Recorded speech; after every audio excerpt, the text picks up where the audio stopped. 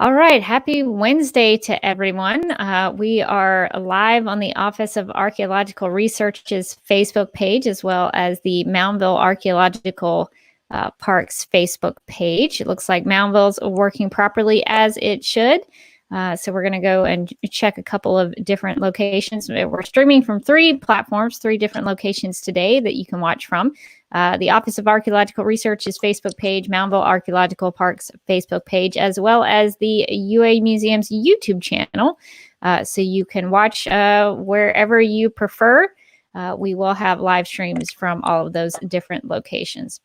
All right, so it looks like we are working as we should today, which is good. It hasn't failed us yet, but I just like to check before we get started. So I will get us started and we'll get to talking about some Gulf Coast archaeology. Welcome to today's Museums from Your Home live stream presented by the University of Alabama Museums. My name is Rebecca Johnson and I am the Communication Specialist for UA Museums. And joining me today is Dr. Mark Donop, who is the Deputy Director of the Office of Archaeological Research and Curator of Archaeological Collections. Thanks for coming back and joining us, Mark. Thanks for having me.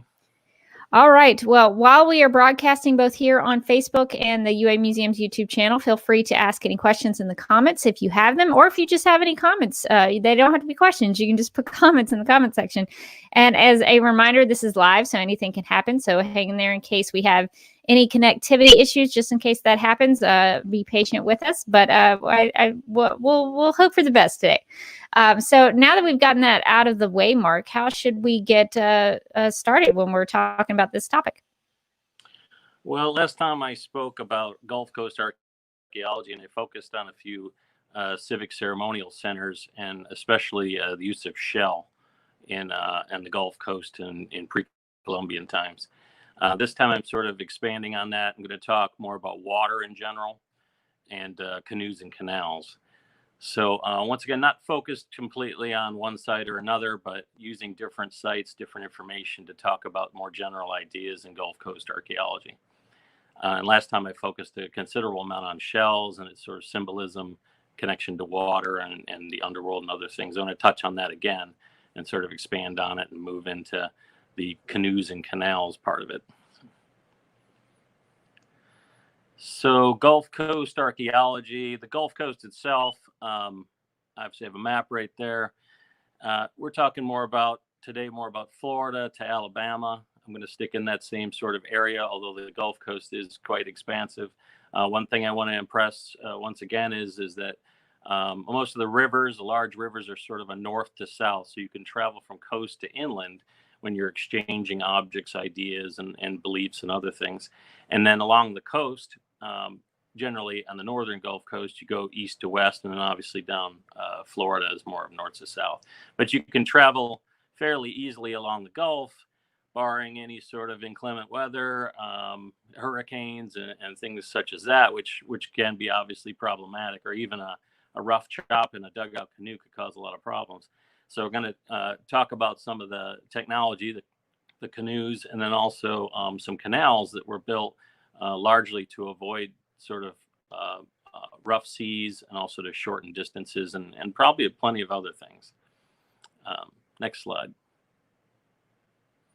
What I want to impress is that our viewpoint sort of as Westerners is we often look at water as an impediment, and we have more of a terrestrial outlook in general. Now, I'm not talking about lifelong sailors and things like that, but most people, say in the United States, have a terrestrial outlook on things. We look at water, it's common, it's sort of taken for granted sometimes, and sometimes we see it as a vacant space.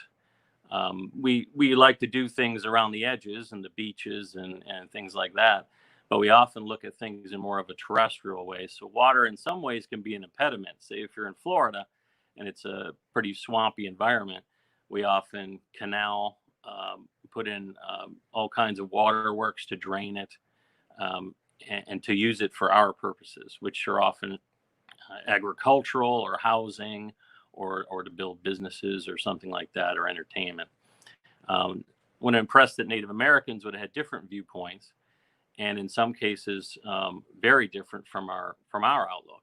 and that we should try to entertain those views when we interpret archaeology. And when you see a place like the Gulf Coast, obviously water would have been extremely important to the Native Americans in pre-Columbian times.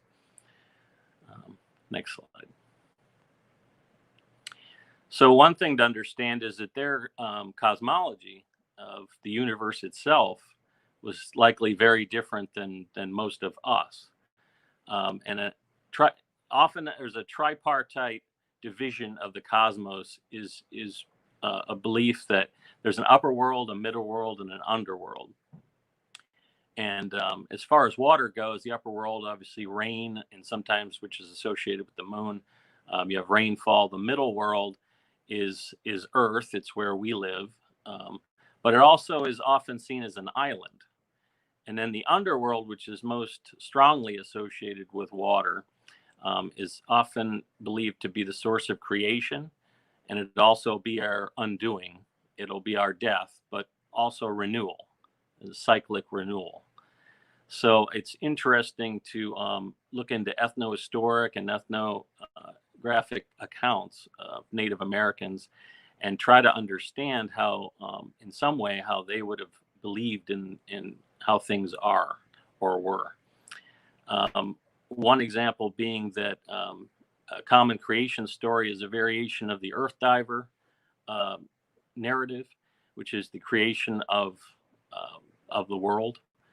And it's usually some sort of liminal creature that can cross the barriers of the upper, middle, and underworld, and it dives into the water and ends up getting mud from the bottom and bringing it up to the top, and this becomes the earth. And in some cases, there's a turtle involved, and the mud ends up on the turtle, and the turtle becomes the middle world and earth where most humans live.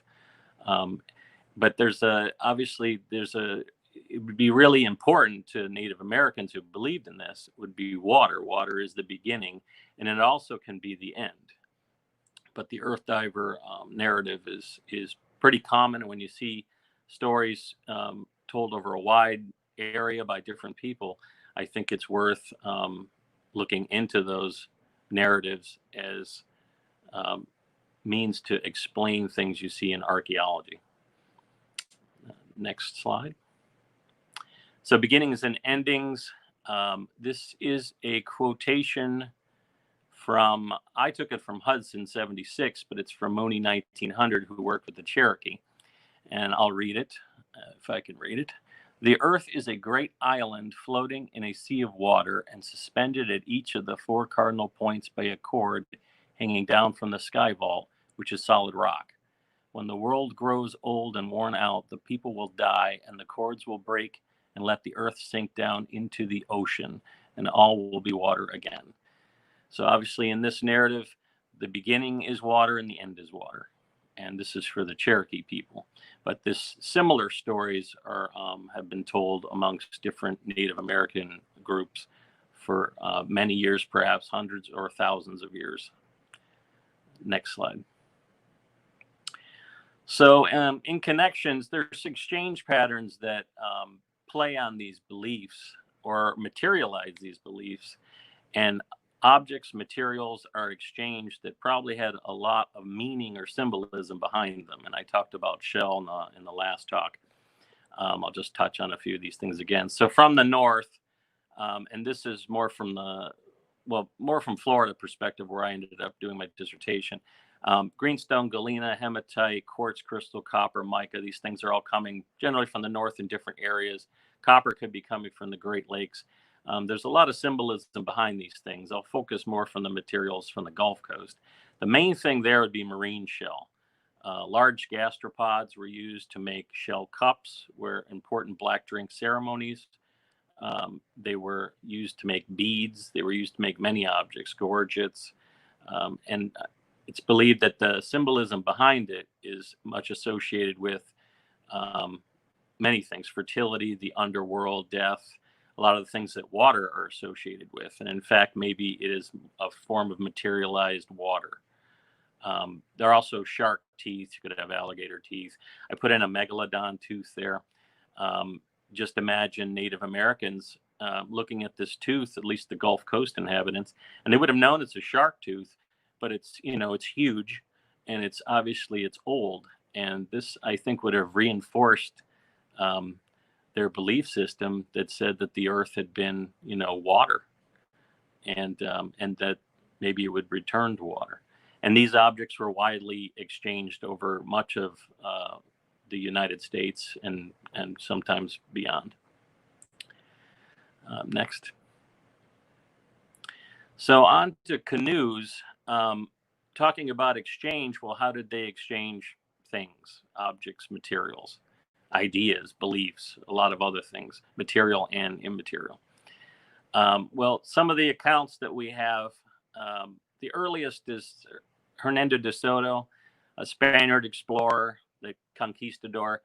He came to Florida in 1539 with a large group of people and hogs and horses and his equipment, and he went through Florida and a lot of the Southeast from 1539 to 1542. So some of his accounts, it's actually people that were several of the accounts were from Spaniards that were on the actual expedition, and when you add them all together, some of it may be somewhat fanciful, but maybe not. So one of the accounts is that he was met by a fleet of over 1,000 canoes, which would have been hundreds or thousands of Native Americans. And I believe that this is completely plausible, especially when you add accounts from, say, the Amazon and the West Indies and other places, where accounts that very populous villages and many canoes, and just there were many Native Americans around. Later, hundreds of years later, we see that the remains of these groups depopulated and decimated by disease and violence. So we ended up thinking the Native Americans were never very populous, but I believe that they were. And before, like I said, disease and the impact of European contact fully hit them, I think that they were extremely populous. And I think having an armada of 1,000 canoes is not implausible. So some of these early accounts talked about how to make canoes.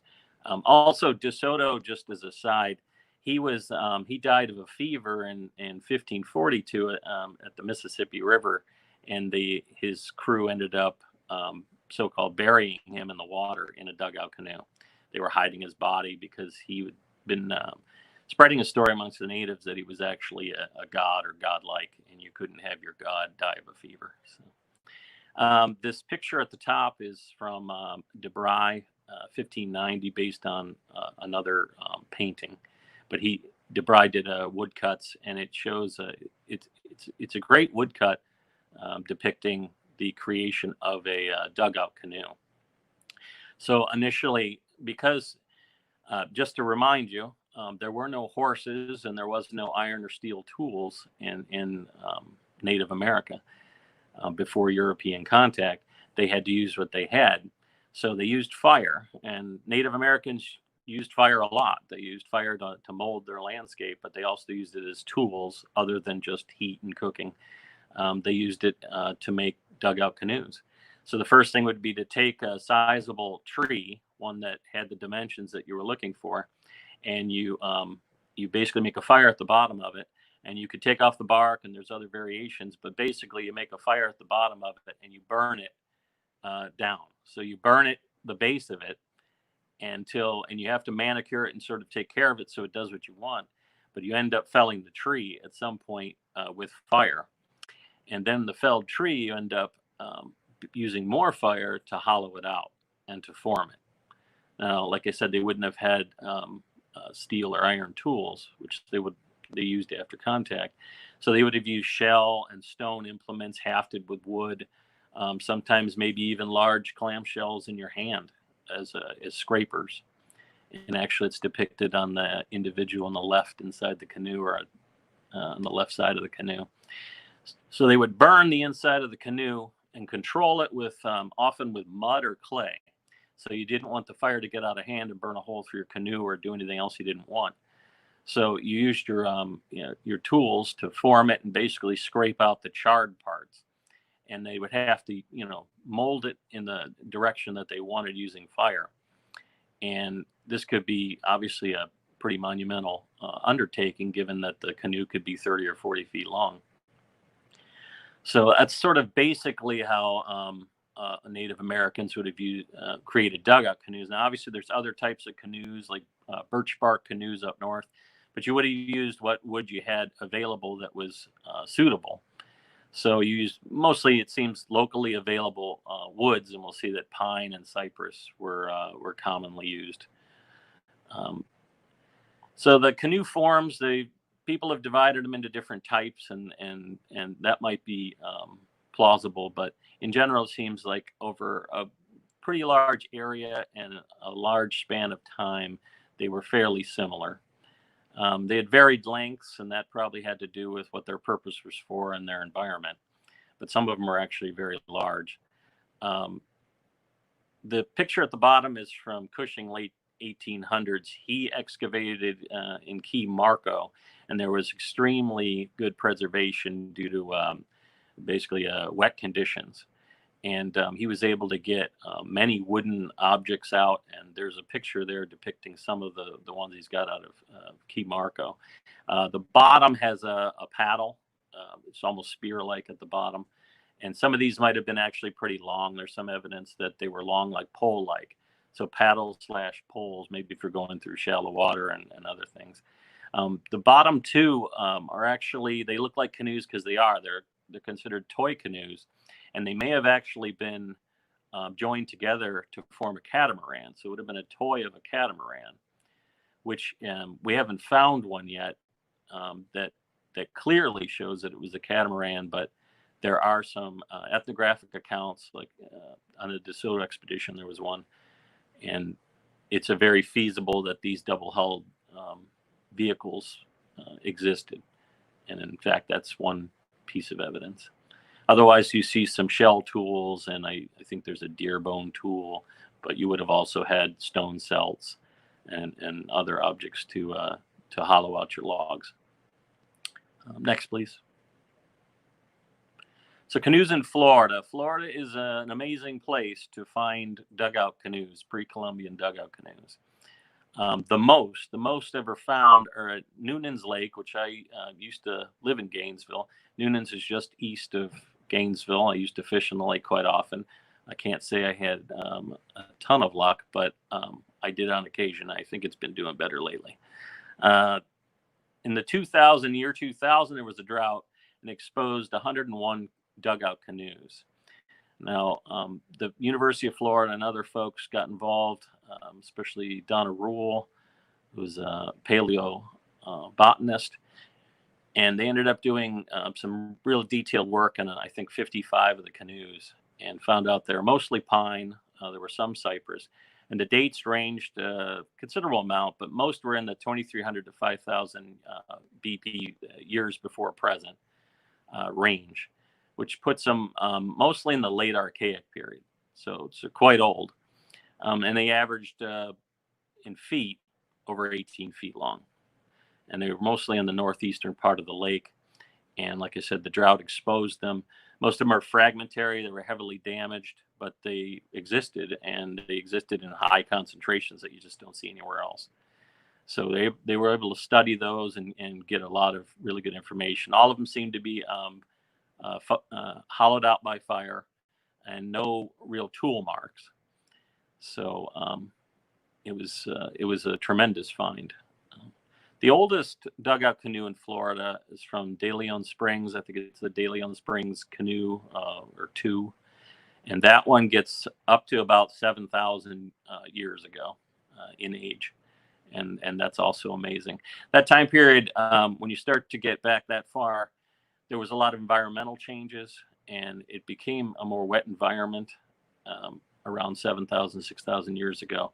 And we find more canoes, maybe because the Native Americans were making and using more, but also the conditions were good for the preservation of those canoes. The wet sites where they were left stayed wet, and the preservation was excellent. The largest canoe in Florida is from Weeden Island, and it's about 1,100 years old. It's about 40 feet long. It's actually probably more than 40 feet if the entire thing was there. But it's a really impressive canoe, and it's from the saltwater, which is different, made of pine. So it gives you an indication of sort of, at least 40 plus feet canoes existed, and pretty amazing technological achievement. Next slide. Some pictures of the canoes from Florida. To the left, it's Noonan's Lake, and I believe the upper one also. And bottom left is the canoe from Weeden Island, which is on display at the Weeden Island Preserve.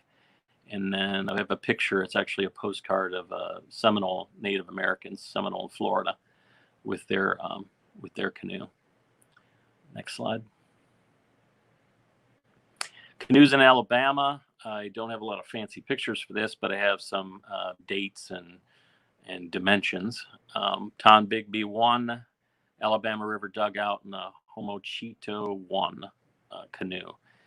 You can see the dates are pretty similar, about give or take by probably quite a large range, but about 600 years ago to 500. And they're all made of cypress, 6 meters long for the first two, 4 for the last.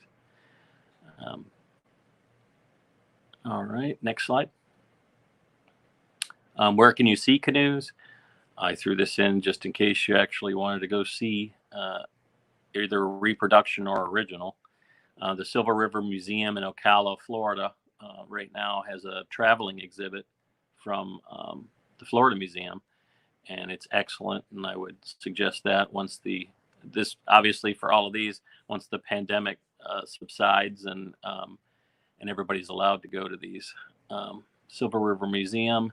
Weeden Island Preserve in St. Petersburg houses the 40-plus foot dugout. And the Atatiki Museum, I probably butchered that, from the Big Cypress Seminole Indian Reservation also has dugout canoes.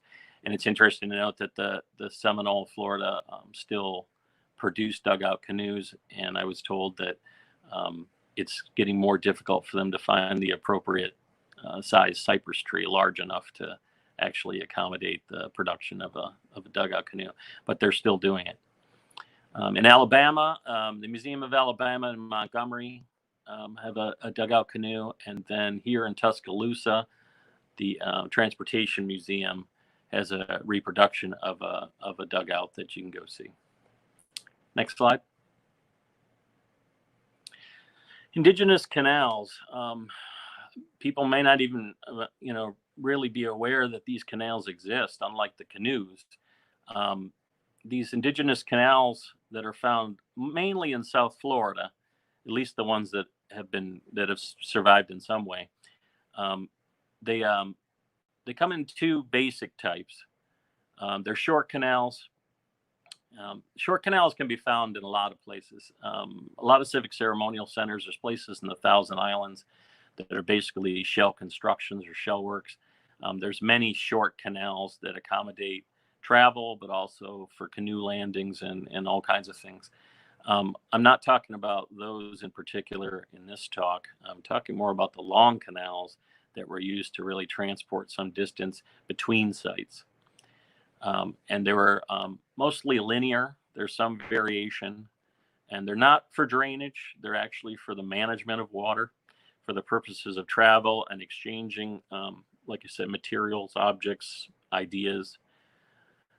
They've been largely damaged over time, and in some are completely destroyed, and you have to rely on aerial photography to actually get a decent understanding of their dimensions and placements.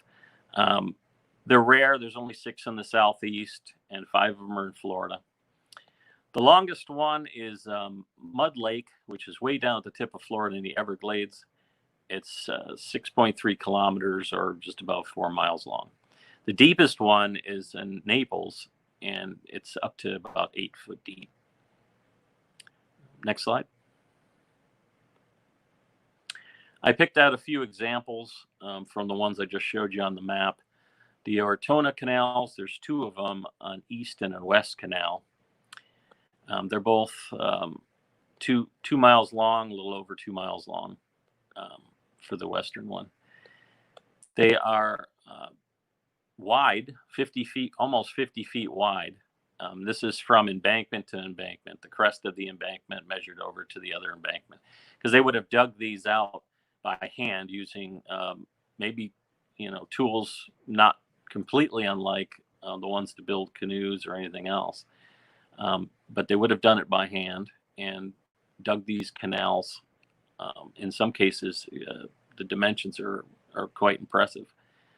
The depth of these particular canals are around up to 4 feet deep in the channel, and the date's about 1100 and 1900 years ago. What they would have done is connect the Lake Flint, which is now drained, because there's been a lot of, obviously in South Florida, there's a lot of drainage has happened over the years to basically make the place suitable for us, for Americans, Westerners. So basically trying to manage that water is actually control it and get rid of it and put it in places where we don't live. So a lot of drainage activities in that region. And one of them, some of them have drained Lake Flint, which used to connect this canal system to the Caloosahatchee River. And I'll show you in a bit that the Caloosahatchee River can lead you to the Gulf. So you can have it end up being a system where you could travel a significant distance in a much shorter route than you would without canals, and obviously definitely without canoes. Next slide, please. So the Ortona canals are inland. They're west of Lake Okeechobee. They would have possibly been connected to this particular in Pine Island and another one, another canal that is also depicted here on the bottom right. The Pine Island Canal is impressive. It's 2.5 miles long, but once again, a lot of damage and a lot of housing has been built on top of it. So only segments of it were even available to do archaeological work, and a lot of that was done in the early 80s by George Lohr and others.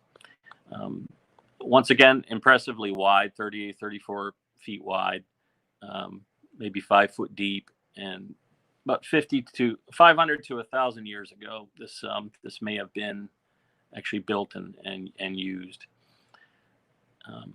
but obviously could have still been used after it's built. So it could have been into the Mississippian times and into contact. It connects two sites at either end of the either side of the island, east and west, Pineland and Indian Field. But more importantly, it connects the bodies of water. Well, as important, maybe not more importantly. So you'd be able to traverse across the island instead of going around it. There's two impressive sites on either end of the canal, and this canal was probably built apparently was built in segments, and the segments correlate with different topographic features. So the Native Americans, this isn't just a trench built from one side of an island to the other, and the seawater just allowed to do what it wants.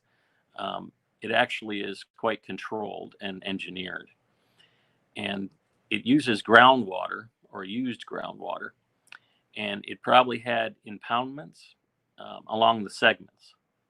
So there may have been like 7 impoundments to control the water flow.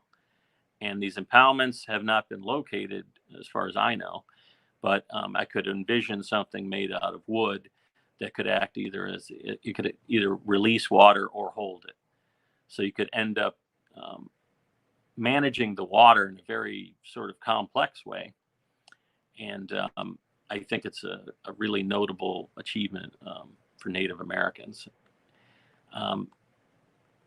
So it crossed land up to 13 feet high. So it had to deal with a lot of different topographic features, including elevation, but also groundwater and different soil types and things like that.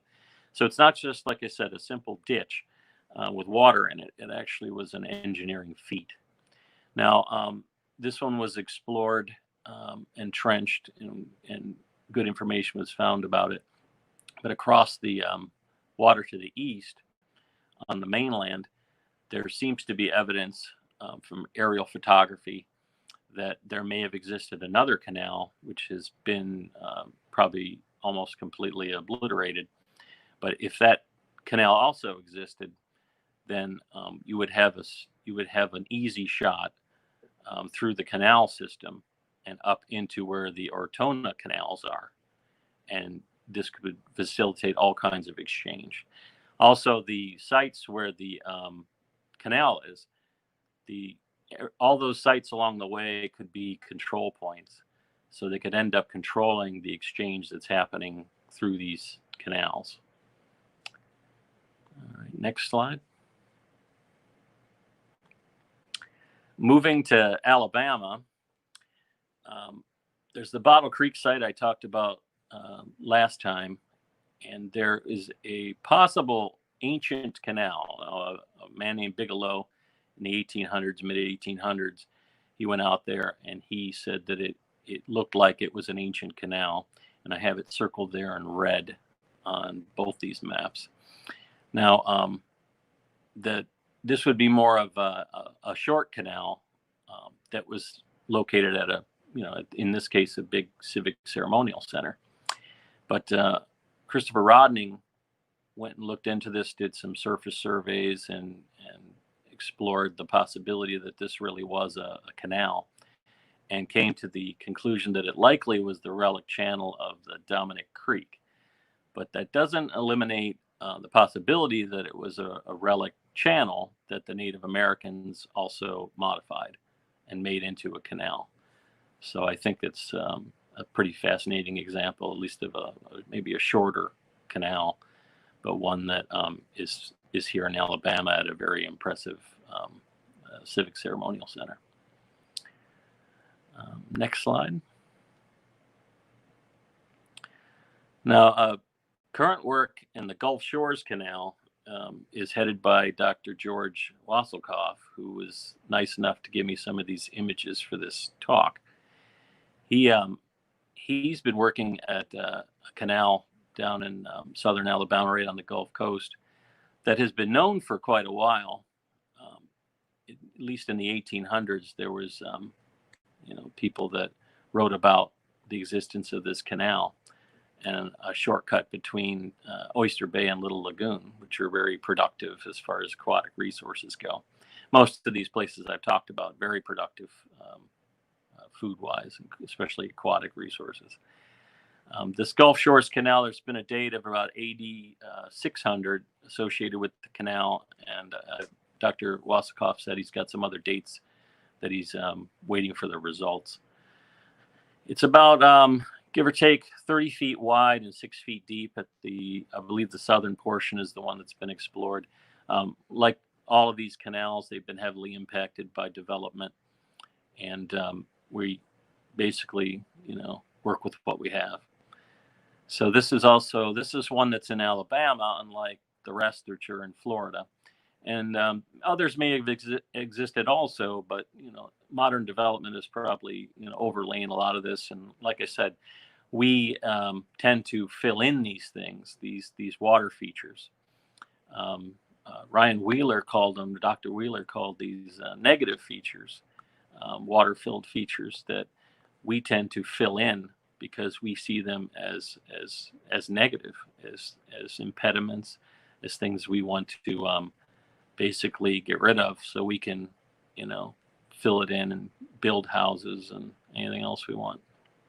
But the Native Americans would have managed these things and actually really cultivated their aquatic resources and their waterways for many reasons, for food, for travel. Like I said, in some cases, these canals could have controlled some of those exchanges and could have assisted or been the result of, or both, the development of complex socio-political groups, especially the Mississippian period, AD 1000 and on. So these achievements are obviously extremely important and really relevant to the Gulf Coast archaeology. Next slide. My conclusions. I want to impress on the audience that Native American knowledge was considerable, and that their understanding of the cosmos, of the universe, is different from ours, and it's different from Westerners, and that we should really entertain the narratives and the accounts that Native Americans had to offer that could help us to understand the archaeology of the area and some of the amazing things like the canals that I briefly described. These are feats of engineering. They are, like I said, it's not just a ditch filled with water. In some cases, the complex topographies had to be negotiated and had to be worked to get the results that they were looking for. And in many cases, these were used for probably hundreds of years, perhaps longer, to facilitate exchange in not just food and sort of commodities and practical objects, but also ritual objects that could have traveled hundreds and thousands of miles. And many of those ritual objects could be associated with water and the importance of water, including associations with the underworld and creation and the end of the world and renewal and many other things.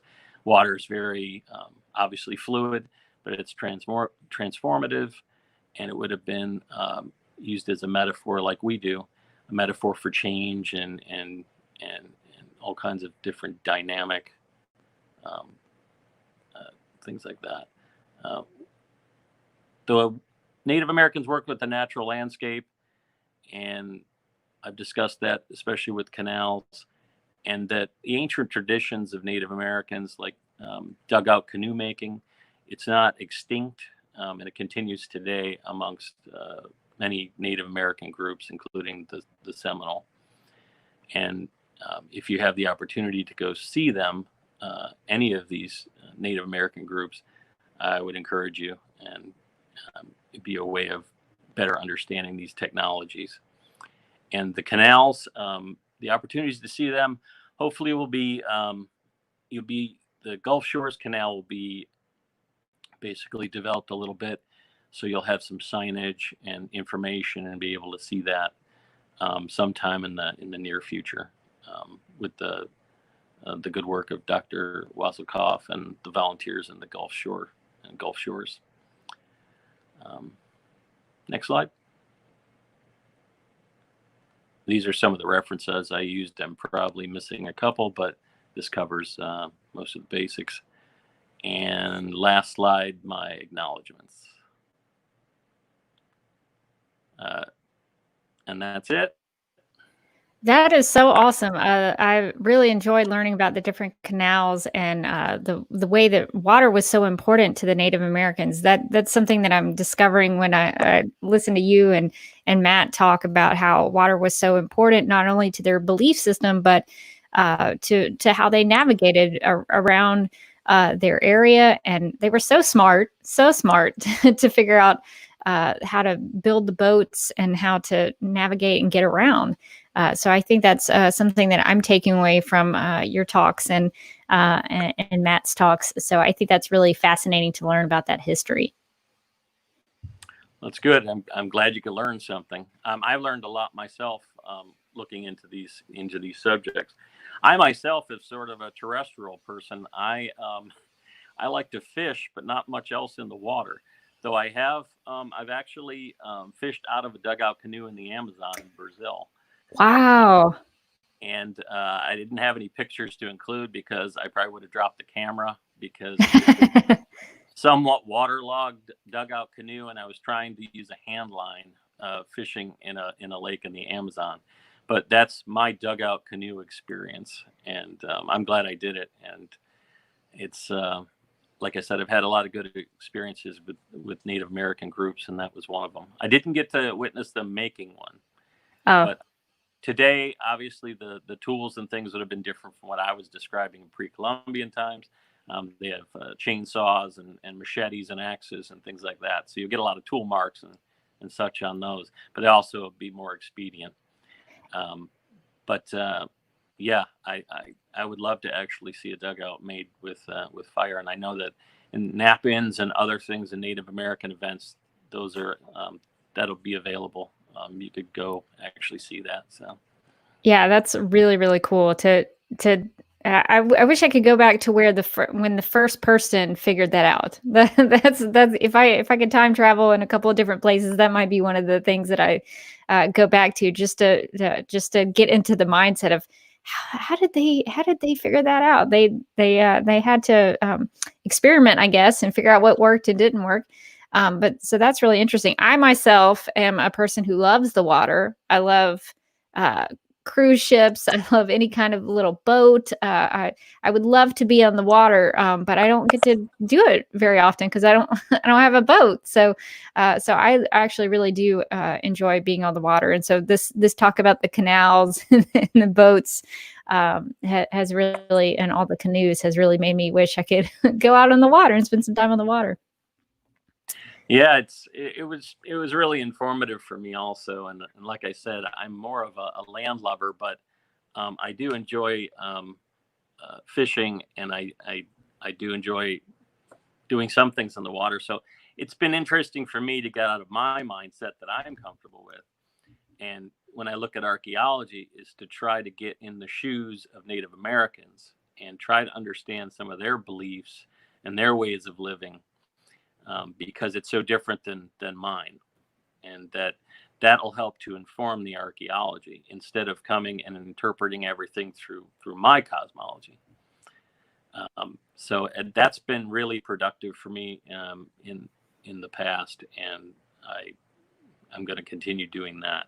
And even if it makes me a little bit more uncomfortable with certain ideas, or unfamiliar, I should say, those things should really be explored to understand the archaeology, in this case, the archaeology of the Gulf Coast.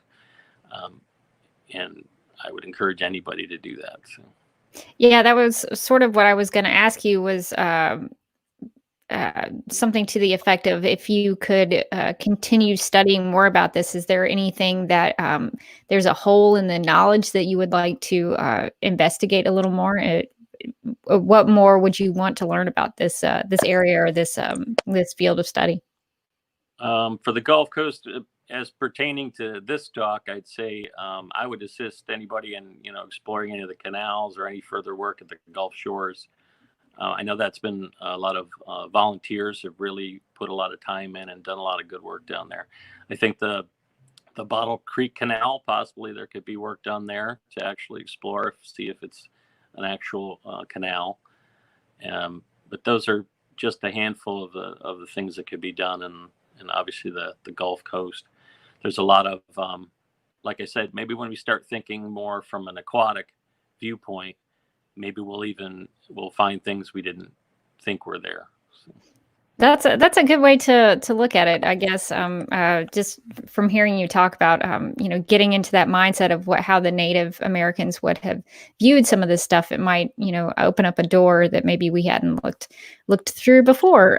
And just a personal wedging myself into what you do. If you need somebody to video or shoot some photography when you go down to study some of these canals, let me know, because I would be interested in going down there and being part of that. But thank you, Mark, for taking us through the canoes and the canals and some of the stuff relating to Florida and Alabama. Is really fascinating to learn about that subject. So I thank you for taking us through that this morning. It looks like we could go ahead and wrap this up. So if that's okay with you, we'll wrap it up and get out of here.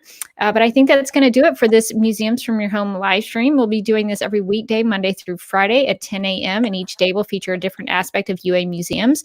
Tomorrow on Thursday, we'll be talking about some natural history. So make sure to come back to the Alabama Museum of Natural History's Facebook page. You can also watch us on the UA Museums YouTube channel, which you can find at youtube.com/UA Museums. That's actually a great way to keep in touch with us. If you want to subscribe to the channel, that will notify you every time we go live, and we'll also have all of our video content. So if you're interested in Moundville and some of the archaeology there, we have a series called Moundville Mondays. So that will be on the YouTube channel. You can find all of our little episodes there. So it's a great way to keep in touch with us. If you want more information about museums from your home and the initiative that we started here during the COVID-19 pandemic, you can go to museums.ua.edu/museums from your home. That will have links to all of the locations where our live streams happen. It has an archived list of all of our live streams. It also has links to educational content that we have from the Alabama Museum of Natural History, Moundville Archaeological Park, as well as Discovering Alabama. So if you need any educational content this summer, you can check that out. And if you're liking what we're doing here, if you've been enjoying the archaeology live streams and you want to support UA museums, you can do that by going to give.ua.edu/museums. That's a great way to become a supporting member of UA museums and support what we do. Well, thank you to everybody who was watching and everybody who will watch this in the future for visiting UA museums from your home. All right. Well, hope everybody has a great day, and thanks for taking us through that, Dr. Donop. You're welcome. All right. Bye-bye. Bye.